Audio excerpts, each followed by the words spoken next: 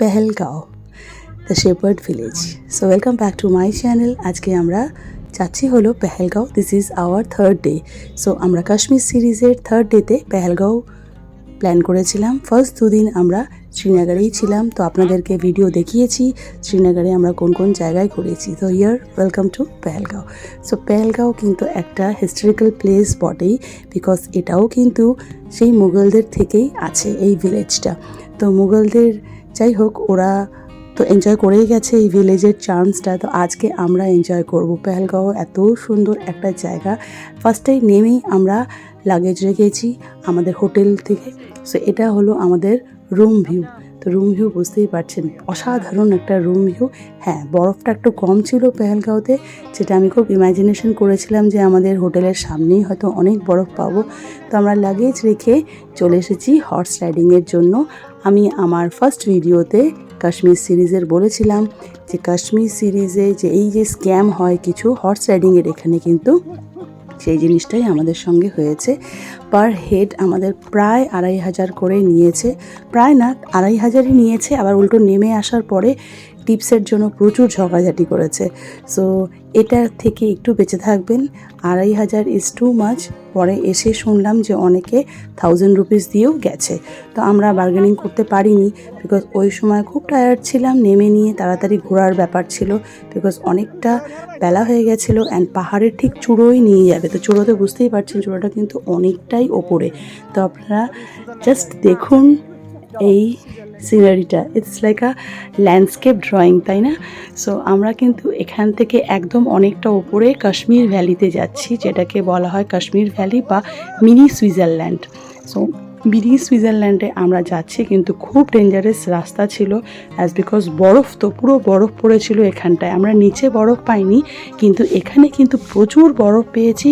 And রীতিমতন আমার সামনে একজন ঘোড়া নিয়ে পড়েও গেছিলো। সো বাচ্চা যদি যায়, খুব ছোট, একটু হ্যান্ডেল করবেন, বিকজ খুব রিস্কি। এরা নিয়ে চলে যাবে, তো আপনাদেরকে কিন্তু প্রিকশনটা রাখতে হবে, ঠিক আছে? সো প্রিকশনারি মেজারমেন্ট নিয়েই কিন্তু আপনারা ঘোড়ায় চড়বেন অ্যান্ড খুব সাবধানে চড়বেন। সো আমরা পৌঁছে গেছি এটা হলো মিনি সুইজারল্যান্ড। এখানে নানা রকমের অ্যাক্টিভিটিস আছে। সো আমরা কিছু অ্যাক্টিভিটিস করতে পারিনি, অ্যাজ বিকজ জুতো আমরা পরিনি। সো স্নো বুট কিন্তু মাস্ট।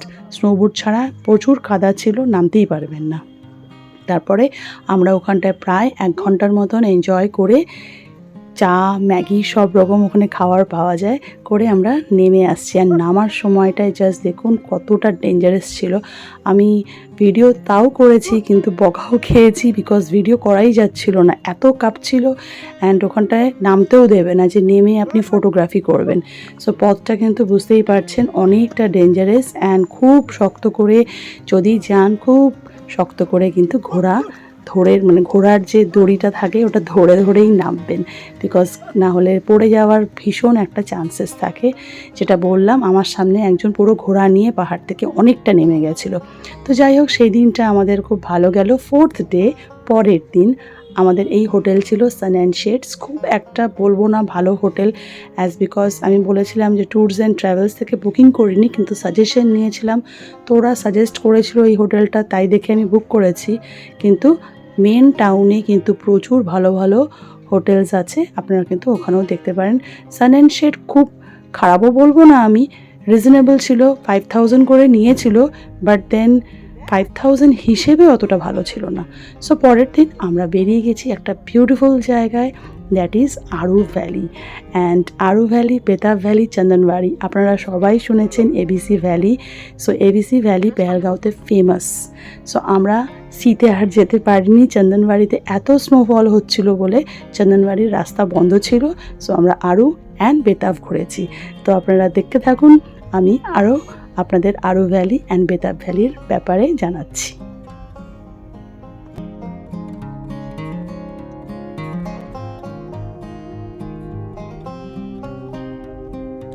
সো ফাইনালি আমরা আরু ভ্যালি পৌঁছে গেছি। অ্যান্ড অনেকগুলো গাড়ি ছিল অ্যান্ড অনেক টুরিস্ট ছিল। সো এখানে কিন্তু রিসর্টও আছে, এই জায়গাটায় নেই, একটু আগে কিন্তু নিচের দিকে, পাহাড়ের থেকে একটু নিচের দিকে আমরা কিন্তু দুটো রিসর্ট দেখেছি। আগে জানলে হয়তো আমরা এখানেই বুকিং করতাম। এনিওয়েজ, তো যাই হোক, আমরা কিন্তু এখানটায় 1 ঘন্টার মতন ছিলাম। এরা টাইমিং বলে দেবে, 1 ঘন্টা আরু ভ্যালি, 1 ঘন্টা বেতাব ভ্যালি। সেটার কিন্তু আপনার রেট পেয়ে যাবেন 2700। এবার এটাকে আপনি বার্গেনিং করেও আপনি 2500-র মধ্যেও করতে পারেন, কিন্তু রেট চার্ট দেওয়া থাকে, তার থেকে একটু বার্গেনিং করে নেবেন। অ্যাজ বিকজ নামার পরে মিন্স আফটার দ্য জার্নি ওরা কিন্তু টিপস চাইবেই। হ্যাঁ, তো টিপস দিতেই হবে আপনাদেরকে। তো এনিওয়েজ, আমরা কিন্তু এখানে অনেকক্ষণ ছিলাম। আমার বাবা তো ভীষণ মজা করেছে এই জায়গাটায়, মাও ভীষণ মজা করেছে। বিকজ বরফ দেখুন, আমরা শিলিগুড়ির, কলকাতায় থাকছি, কিন্তু বাবা মা শিলিগুড়িতেই থাকেন। তো ওনারা কিন্তু মাঝে মাঝে সিকিম, গ্যাংটক ঘুরতে যান, ওখানেও কিন্তু প্রচুর বরফ পড়ে।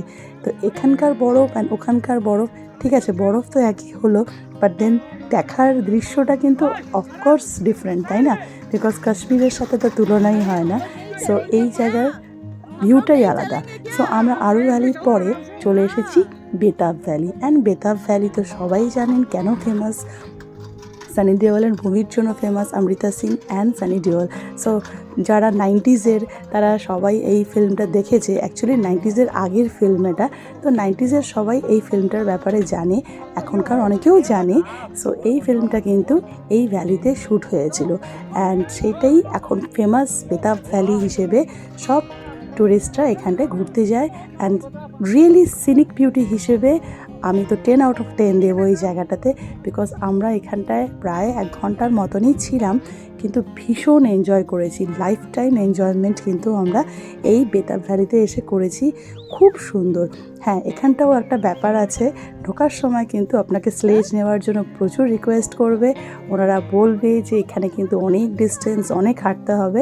তেমন কিন্তু কিছুই না, আপনারা দেখতেই পারবেন খুব একটা এরিয়া কভার নেই, যেটা ওরা বলবে যে আপনাদের প্রচুর হাঁটাহাঁটি করতে হবে, এরকম না। একটু আপনারা হেঁটে ঘুরে বেড়ালেই মনে হয় বেটার হবে। অ্যাজ বিকজ স্লেজ নিলেই কিন্তু আপনাদের 1500 টাকার মতন পড়ে যাবে। সো 1500 কিন্তু পকেট থেকে চলে যাবে। তো সেটা যদি বাঁচাতে হয়, আপনারা প্লিজ হেঁটেই ঘুরবেন, অ্যান্ড হেঁটেই মজা হবে বেশি। কিন্তু স্নো বুট নিতে কিন্তু একদম ভুলবেন না। স্নো বুট আপনারা 100-এর মধ্যে পেয়ে যাবেন। আবার বলছি, বার্গেনিং, প্রচুর বার্গেনিং করতে হয় এখানে। যদি স্নোবোটেও বার্গেনিং করতে যান 50-র মধ্যেও পেয়ে যাবেন। সো এনিওয়েজ, এখানে আমরা আর বার্গেনিং করিনি, জুতো নিয়ে বার্গেনিং করিনি, অ্যাজ বিকজ 100 রুপিস ঠিক আছে, এদের ইনকামও একটা হয়ে যাবে।